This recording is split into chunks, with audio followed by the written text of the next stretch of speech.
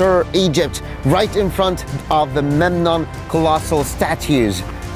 By the end of this workout, I would have taken you through history, and we would dive into the old, the ancient, and go all the way through today, and you'll see how layers of history are on top of each other here in Luxor. So let's go.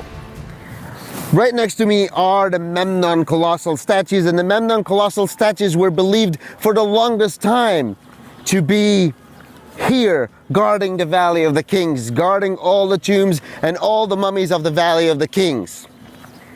It wasn't until 20 years ago when a new excavation found something much more than just two massive statues. First of all, when we first found those two massive statues, they were standing here all along. They were covered with mud and sand all the way up to their knees. But then when we found them, they were half broken. So it took a while before we were able to actually assemble them together and then bring them up to that look. Now, after assembling them together and understanding and thinking that they were there to do nothing else but to protect the Valley of the Kings, they found something behind them. Something, and then they realized that those Memnon colossal statues were not just two statues standing there, they were a part of a massive complex that is even much bigger than those two statues. It's a whole temple, a funerary temple, a mortuary temple of a special king, King Amenhotep III. So to understand this better, Luxor was the ancient capital of the New Kingdom. There's an Old Kingdom, Middle Kingdom, New Kingdom. We're here in ancient Thebes, which is the new capital of Egypt at the time. And it took Egypt through multiple dynasties, including the 18th, which was the biggest dynasty that had King Tut in it, and had Amenhotep III in it, and had Queen Hatshepsut in it, that everyone knows about. And the ancient Thebes is designed to be split into two: the east side of the Nile and the west side of the Nile, just like the rest of ancient Egypt. Anything on the east side of the Nile was for the living. Anything on the west side of the Nile was for the dead. And by this time, they stopped creating pyramids for their kings. The tombs were dug into a mountain that might have looked like a pyramid for a special reason, but they were dug into the mountain. Tombs like King Tut's and all the tombs of the kings of the New Kingdom. Amenhotep III was known to be the king that wanted to build the biggest and the mightiest buildings in all of ancient Egypt, and he did. But sometimes building something too big means that it will fall apart faster. Here's the mistake Amenhotep III had made here, because so many other temples have survived. But the mistake Amenhotep III had made here is that he made his temple so close to the Nile, which meant the flood season would come, which meant the ground gets softer, which meant all this collapses into basically water. And every part of it is coming out as we talk out of the water. But look at that. Look at this piece right there that just came out. Look at this. This is half of a sphinx.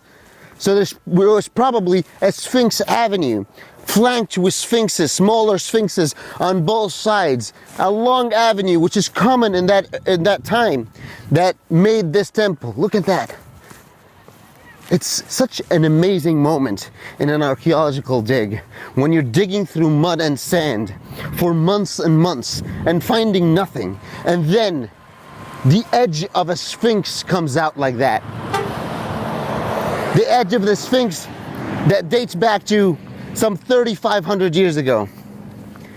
Amenhotep III needed to build himself a mortuary temple just like every other king all the way from the Old Kingdom. Every pyramid that they had a mortuary temple, and now their tombs in the Valley of the Kings, which is not far from here, also needed a mortuary temple. It's funny because Luxor was one of those places that all the way through history, all the way through the 3,500 years, somehow didn't change much. The people's traditions are the same, and they are known, the people from Luxor are known all over Egypt. They are the most stubborn.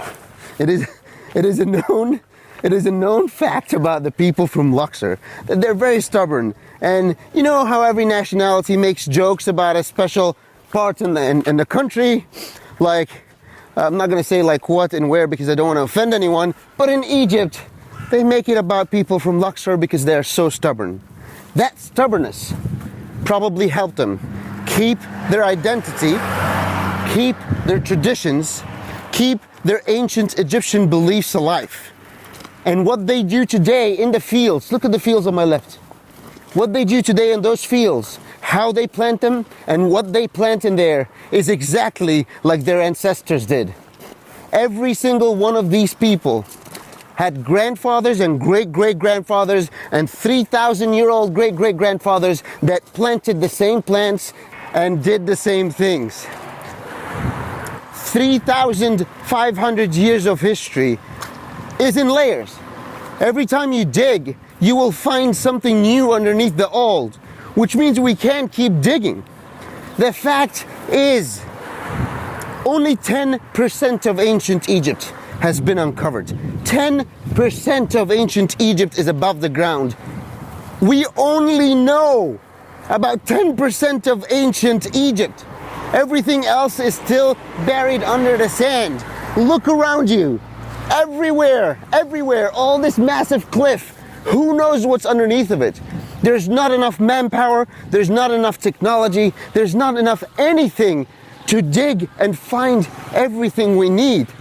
Also, there's a conundrum for every archaeologist, because one part of an archaeologist is, I want to find what's underneath every bit of sand, I want to solve the mysteries, I want to answer the questions.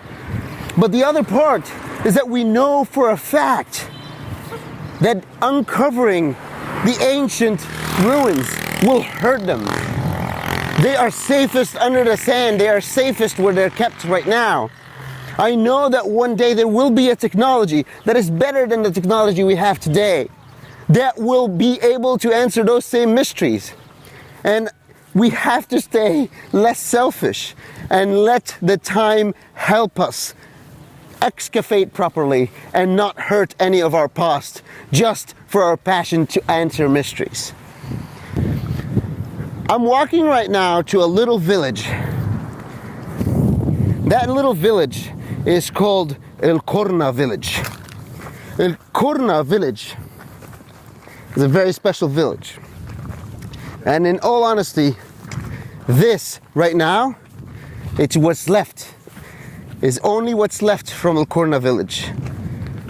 Corna Village was a village that extended all over this cliffs, all over this mountain. There was house next to a house, and it's been there for the longest time. Families upon families, been there all their life. The kids live in the same house, their kids live in the same house. But it was a known area. I personally knew about this area. Every house, every one of these houses had an ancient Egyptian tomb underneath of it. Every one of these houses had a tomb that was the source of income for that family. They would take things from that tomb every time they need money and sell it. And I know it sounds terrible, but that's how they lived. I know that firsthand because I had friends that lived in this town. I had friends, one of which would invite me to his house and tell me, do you want to see something?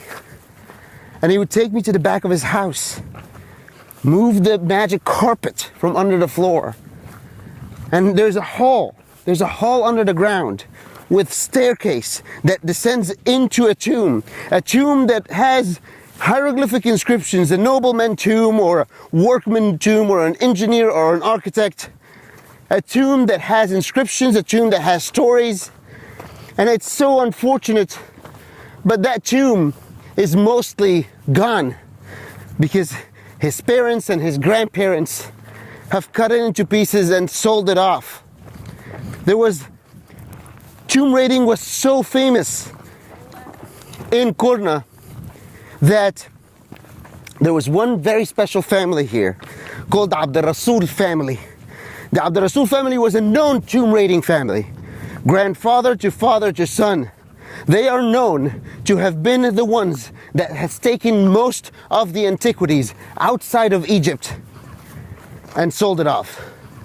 The parts of this story are so sensitive that people are also on heightened security. They don't want to look bad, but something had to be done. The families had to be relocated. The families were moved out of here. Very few are still around, and all these houses were kept, but they're really ghost houses. Nothing is in those houses. No one is living in there. Everyone moved to a new city at the edge of Luxor. This is a good ascent right here. You can feel it, huh? Well, I can feel the dust coming into my lungs as well. You should take a sip of water. So all these houses, and if you can enter one today, you'll see, but all these houses has a tomb. Every single one has an ancient tomb underneath of it. Not all of which have been recognized. We don't know all about them, but every one of these houses has a tomb underneath of it. And it's absolutely breathtaking. You look at all these houses too, and you see the colors. You see they are very colorful and very bright, and people would paint different stories on their walls and on the houses and on the outside of their houses, because they are the ancestors of the ancient Egyptians. They write up stories. They draw pictures that tell stories. One lady here has a picture of her praying with an airplane on top of her head, right there. Her praying and an airplane on top of her head. And it means that she has done what she wanted to do for her God. She went out on the trip of Hajj, and she did it. It's so lovely to see that traditions just don't change for all this time. They do the same thing and they feel the same way. And a lot of them don't even know that they're doing it. Religions change, countries change, but the people are still the same. Some of these people have traditions that are so ancient Egyptian. Even though they're conservative Muslims or conservative Christians, that has nothing to do with their religion. And they don't even know it. They still do the same thing. Like, you know, the word for table. The word for table in Egyptian or here in Luxor is tarabeza. That is not the Arabic word for table, not the English word for table. It's the ancient Egyptian hieroglyphic word for table that people still use today, not realizing it. There's celebrations that people celebrate today. It's right around Easter, and they go out and they celebrate exactly the same way ancient Egyptians did, and they have no clue that they're doing that. They have to eat pickled fish and eggs, and that's exactly what happened. You see it on the walls, you see the writings on the walls. As a matter of fact, ancient Egyptians were also very known for their beer. Their beer wasn't any standard type of beer. It was more of an energy drink, less of a drink where people go party at night and drink beer. It's less of an alcoholic drink and more of a drink so they can have more energy. And it's also chunky. It's like a bread juice that is fermented bread juice. So it's very chunky, and they drink it every day while they're working. Today, there is some form of that beer in societies that are extremely conservative, that are never allowed to drink alcohol. And alcohol is illegal, and no one drinks alcohol. No one is around anyone that drinks alcohol, but they are drinking the ancient Egyptian beer. It's called bouza. And they are drinking it, and they don't understand that this is alcohol, and this is against their beliefs now, because the traditions are much stronger than the beliefs. That's what they're drinking, and they love it, and their grandparents have drunk it, their ancestors have drunk it, so they keep drinking it all the way through. Their bread, the bread that they make here, is a very special bread. They export it all over Egypt. It's called a sun bread, and it's a bread that looks like sourdough, but it's very raw. It's exactly the same like ancient Egyptian bread. It's called the sun bread because it's the bread that is cooked on top of the oven with the strength of the sun. Luxor here is much more south than Cairo, which means the sun is much stronger and it's much warmer even in the winter. Now, if you look ahead of me, you'll start seeing remnants of another temple and another temple, because that was the story here. Everyone gets a tomb far beyond. Look at that hill right there. There is a tomb in every inch. You could see a hole in every part of the cliff, and that's a tomb of a nobleman or an architect or an engineer, and those are the best tombs to find. We get the most type of evidence from them, because at the end of the day, ancient Egyptian kings have written everything on the walls of their tombs, have written everything on the walls of their temples. And if you think you know history because you're reading what's on the walls, you only know the history that they wanted you to know. You know, they say the history is written by the winners. In ancient Egypt, most of the history we know has been written by the kings and the queens, which means that most of it is political history. And we know that because sometimes we find a temple here that has an amazing story of a battle that king had led. King Ramesses, for instance, one of the strongest kings of ancient Egypt. He led a battle, the Battle of Kadesh, and he destroyed the Persians. And you see it on the walls. He took prisoners, he chopped their head off, he chops their hand off, he chops other parts of their body off that I don't want to talk about, and they're counted, and he has the king's head in his hand, and he's powerful and he's strong. And then you go over there, in Persia, in ancient Persia, there's a temple that has the same dates, the same battle. And guess who won there? The Persians have won that battle. Now, who do you believe? You can't believe anyone. But the stories that actually make perfect sense, and they are the real evidence, are the stories from the ordinary people. So tombs like this that are all over this cliff, all around, are the tombs where the ordinary people, noblemen or engineers or architects or workmen, they have their real stories. They have their daily life stories. They say what they do, and they drink and they dance and they work and they protest. There was a piece of papyrus that was found here that claims that there was a protest because during the time of King Thutmose II, the payment for every worker was delayed, and all the workmen village was on a protest, on a strike, an ancient Egyptian strike. So when you think the French strike every day, we did it first.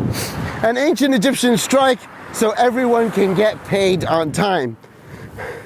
Which is just fascinating. The stuff like that you can only know from the ordinary people, because a king will never tell you in his story, in his news channel, that he is doing something wrong. A king like Ramesses II, the guy that claimed he won that battle, I personally call him the OG of fake news. He was the king that in today's world got caught so many times with lies that he have claimed as political propaganda. You go and you see in Karnak Temple where his name is on the wall deeper than anyone else, claiming that he built this wall. Deep in the wall. The reason it's deep in the wall is two reasons. First, because there was someone else's name on that wall before his, but he dug his name so deep so he can hide away the first name, and so no one else can dig his name deeper than his.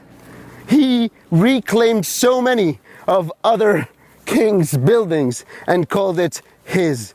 So everyone believes, as growing up, going to school, everyone believes that Ramesses II, you've heard Ramesses' name, he's the most famous king of ancient Egypt. Everyone believes that his time was the most prosperous and the most glorious. But in reality, no one really knows. because we caught him so many times stealing or claiming other people's work for himself.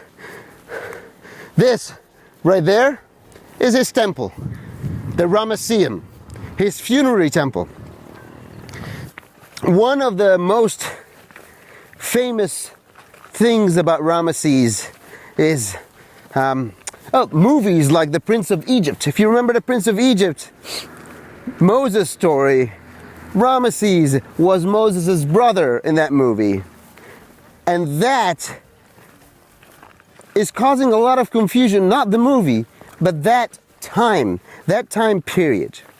Now, when we look at the religious books like the Bible, the Torah, and the Quran, the three of which took place around here in Egypt and around. Moses was in Egypt. Moses left Egypt. Jesus came to Egypt. All the Bible and the Torah take place around Egypt. And we do have the book of ancient Egypt, right? We have all the stories on the walls. We have all the dates of the kings. So practically, we should be able to put the history of practically, we should be able to. He keeps beeping. I ask him not to, but it's like, you know, that language, he's saying thank you. Anyway, you practically can put the ancient Egyptian history next to all the holy books' history and try to match them together, but they never fit. And the reason might be because all the religious books are not meant to be historical books. They're more of stories put together to deliver message. They might have been put out of order or different times, or even inspiration of stories. So when you try and find what stories of ancient Egypt are the stories of the Bible or the stories of the Torah, you kind of always fail because nothing is there verbatim. You can't find that king. There is no evidence that the Exodus ever took place in Egypt, which also makes sense because all the evidence we have in Egypt is from the kings and the queens of ancient Egypt. And the kings and the queens of ancient Egypt will not want to tell you a story that some workers that they had decided to leave and managed to successfully escape, because they only want to tell you the good stories. We are now walking literally in the middle of the ancient ruins and walking into a lovely village with people that live in it. And it's like going back in time, because the ruins are 3,500 years old, and this village here, and this village here feels like it is the same village that was back then in time, 3,000 years old. They live the same way. Maybe, yes, they have metal doors now, but they live the same way. They have the mud brick walls, they have the ovens that they cook their breads in, they have their beautiful doors, the lovely colors, and every inscription on the wall, just like the ancient Egyptians did. This is the same exact way ancient Egyptian walls were built, from mud brick. They literally create this mud in the ground and split it into pieces, leave it to dry in the sun, and they make their walls with it. And sugarcane was a crucial crop for ancient Egyptians, and is a crucial crop for Egyptians today. It is very famous in this area. Bye. Kids want to say bye. Say bye to the kids. Bye. Say bye to the sheep. The sheep. Say bye. Say bye. Bye.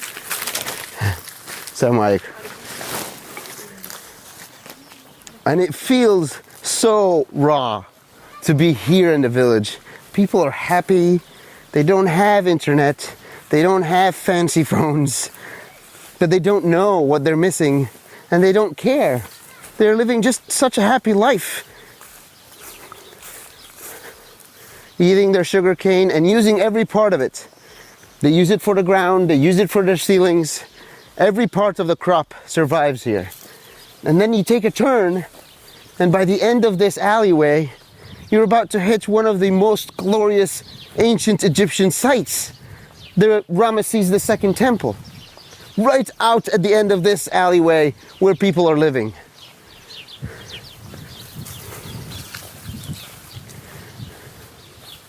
So when you try to look back at the story of Ramesses II and see if Ramesses II could have been the pharaoh of Exodus or not, you can't find any evidence to support it, and it would be hard to find any evidence to support it. But there's something really, really intriguing, and have intrigued me all the way through my studies. Ramesses II's son, Memnon, who has a temple right there with the two little statues that I showed you, his mummy is the only different looking mummy all the way through ancient Egyptian mummies and the royal mummies. His mummy is white as white can be. All the other mummies are looking brown, disheveled, old. Memnon's mummy, which is Ramesses' son, is completely white. Look at that. Look at the temple on the other side with the donkeys hanging out. It's like going through history and going through time. It feels absolutely timeless being here at this part of Luxor. And look to my right also. All these fields to my right. That's probably exactly how it looked 3,500 years ago. Ancient Egypt was known for its crop. During the flood season, which is right about now, oh my God, look at this. This is just absolutely glorious. This is the first pylon, the wall of King Ramesses II. And it's fallen apart, they haven't put it together yet. But you could see the ancient Egyptian hieroglyphs still on it. All the hieroglyphs, you could see the name. Ramesses II name is right here. Uzur Ma'at Ra. That is Ramesses II's name. And we're literally climbing that ancient wall 3,500 years ago.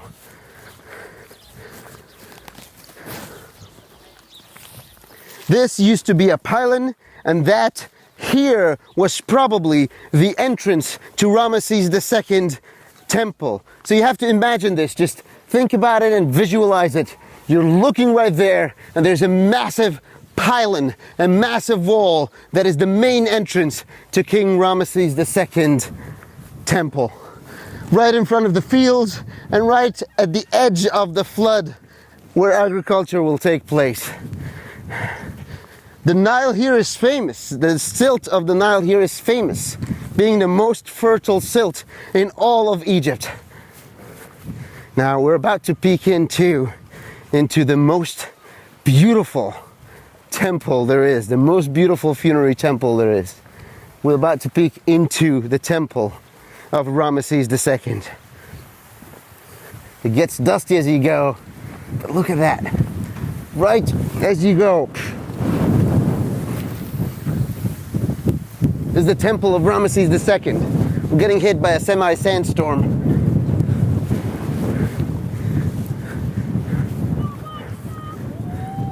And all these little blocks are parts of the temple, and at some point there will be an excavation that puts it all together. But look, you could start seeing through the trees how the temple was there, and how the god Osiris is staring right at the sunrise, just like every other funerary temple here. So this is Ramesses II funerary temple, and if you look right there, there's the biggest bust of a statue laying on the ground right there. That is Ramesses II's bust, and has a very famous story. During the time of excavations back in the late 1800s and the late 1700s, there was a very famous archaeologist. His name was Giovanni Belzoni. Giovanni Belzoni was the one that discovered Ramesses II temple, and he was a massive, big guy. He used to be a clown at the circus before he became an archaeologist. And they tell the story that he was so strong that he himself tied this bus down and pulled it on his shoulder when all the workers were too lazy to do anything about it.